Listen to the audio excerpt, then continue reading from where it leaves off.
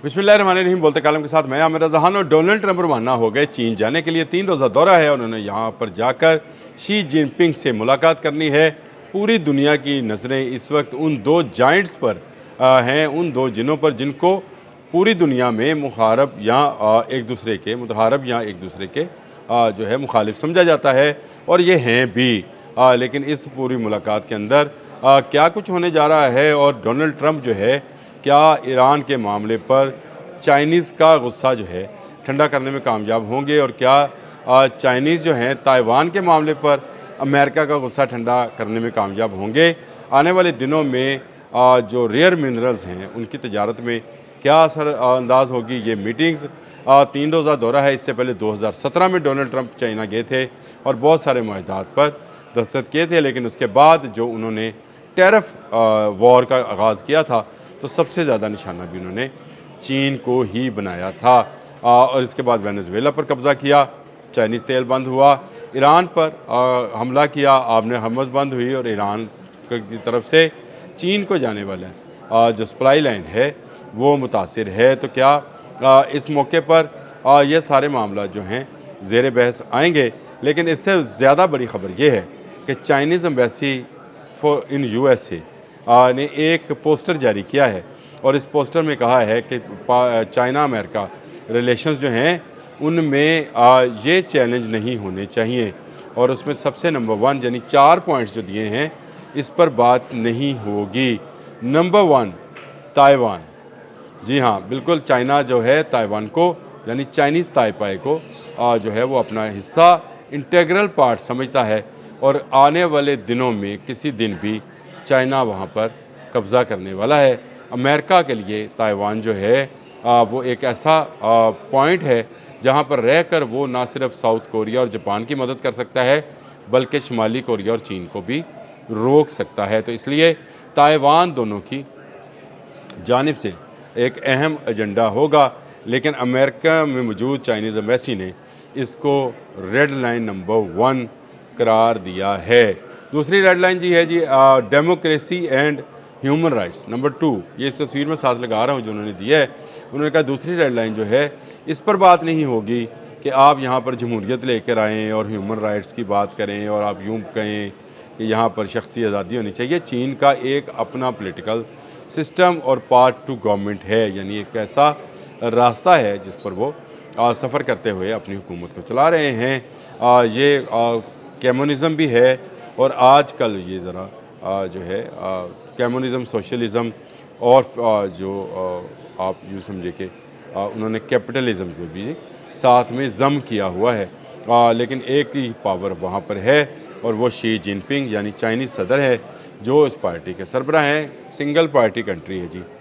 इसमें कोई दूसरी मुतहारब पार्टीज़ या अपोजिशंस वगैरह उस तरह से नहीं है। पार्टी के अंदर जो उनकी अपनी मजलिस है वहाँ पर ज़रूर इख्तलाफ राय किया जा सकता है, लेकिन खुलकर बयान नहीं किया जा सकता। इस पर बात नहीं होगी। पाथ एंड पॉलिटिकल सिस्टम्स उन्होंने इस पर इसकी वजाहत कर दी। नंबर 3 उन्होंने पाथ एंड पॉलिटिकल सिस्टम यानी आहिस्ता आहिस्ता इस सिस्टम को चेंज करने के, इस पर कोई बात नहीं हो सकती। और चौथा है चाइनाज़ डेवलपमेंट राइट्स।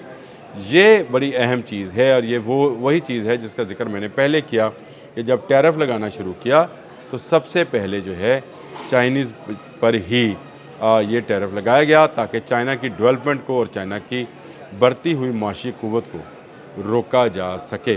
अब आ जाएँ हमारे से मुतल्लिक़ पॉइंट। कल चाइनीज़ वज़ीर ख़ारजा ने पाकिस्तानी वज़ीर ख़ारजा और नायब वज़ीर आज़म इसहाक़ डार से जो है टेलीफोनिक रब्ता किया, और ईरान के हवाले से सालिसी पर बात की, और उनसे कहा कि वो इसको मामलात को तेज़ कर दें। जबकि डोनाल्ड ट्रंप चलते चलते अमेरिका में ये बात कह गए कि वो ईरान के मसले पर चीन की मदद नहीं चाहते हैं। लेकिन याद रखें, चीन ही मददगार होगा। डोनाल्ड ट्रंप ने 2 दिन पहले ये बात कही थी कि अफजुर्दा यूरेनियम ईरान ने जहाँ रखा हुआ है वहाँ से सिर्फ 2 ममालिक ऐसी टेक्नोलॉजी रखते हैं कि उसको बाहर ला सकें, एक अमेरिका, दूसरा चीन। यानी चीन जो है वहाँ पर भी ज़रूरी है अमेरिका को कभी ईरान घुसने नहीं देगा अपने मुल्क के अंदर, कि वो आकर उसके न्यूक्लियर पावर प्लांट्स को का मुआयना कर सके, या उनको जो है यूरेनियम को हासिल कर सके।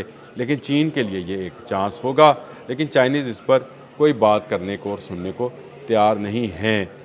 इस दौरे के लिए ये जंग रोकी गई है। आपने हम्मस की वॉर जो है ये इसी दौरे के लिए रोकी जा रही थी।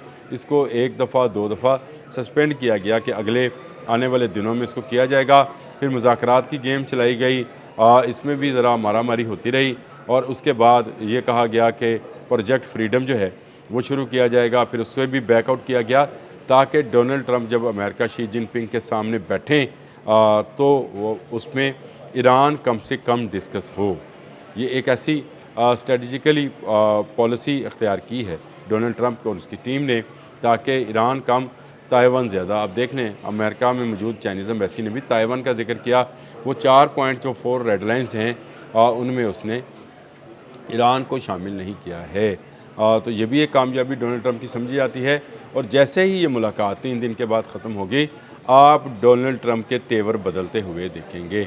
डोनाल्ड ट्रंप इस वक्त दुनिया के 80-85% रेयर अर्थ मिनरल्स जिन पर चाइनीज़ कंपनीज़ का अमलन कब्ज़ा है और दुनिया में जहाँ जहाँ से निकलते हैं, इसमें पाकिस्तान भी शामिल है, अफ़गानिस्तान भी शामिल है, ईरान भी शामिल है, खुद चीन सबसे बड़ा शामिल है। वहाँ से जहाँ जहाँ से ये रेयर अर्थ मिनरल्स मिलते हैं उन पर होल्ड भी चाइनीज़ कंपनीज़ का है। इसीलिए 80% तजारत, ये जो आप मोबाइल फ़ोन और इलेक्ट्रिक गाड़ियाँ और इस तरह की चीज़ें और फिर आप जो देख रहे हैं कि हला में जाते जहाज़, इन सब के लिए जो है यही रेयर अर्थ मिनरल्स, इन पर मैंने एक अलग से व्लॉग कर रखा है जो मैंने बताए थे कि कौन कौन से रेयर अर्थ मिनरल्स पाकिस्तान में है, अफ़गानिस्तान में है, चीन में है, जिसके लिए अमेरिका मुतावला हुआ जाता है। उन पर जो है वो बात की जाएगी। इसके साथ साथ ईरान का मसला जो है अगर डिस्कस हुआ तो उसमें सिर्फ़ चीन के ऑयल जो रिफाइनरीज़ हैं उनके लिए तेल को बहाल किया जा सकता है और ईरान के लिए ये इजाज़त निकल सकती है। लेकिन ये मेरी खाम ख्याली है, मेरा अपना ज़ाती ख्याल है कि ये डिस्कस नहीं होगा। वहाँ पर तजारत के हवाले से डिस्कशन होगी, मुआहदात होंगे, जो टैरिफ है उसको कम किया जाएगा।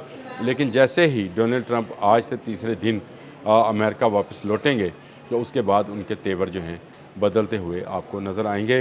वो बात ज़रूर करेंगे शुमाली कोरिया की बढ़ती हुई क़ुव्वत पर, शुमाली कोरिया के जो वांग हैं किम जोंग वांग, उनके बारे में कि उनकी क़ुव्वत जो है वो बढ़ती चली जा रही है।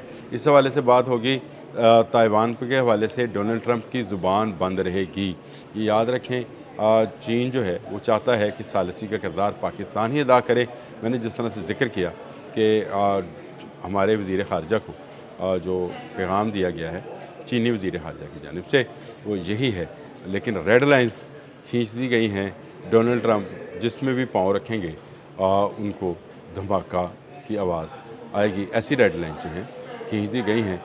ट्रंप जो बहुत बरबर करते हैं, बोलते बहुत हैं, अब उनके खामोश रहने का और शी जिन के बोलने का वक्त हुआ चाहता है।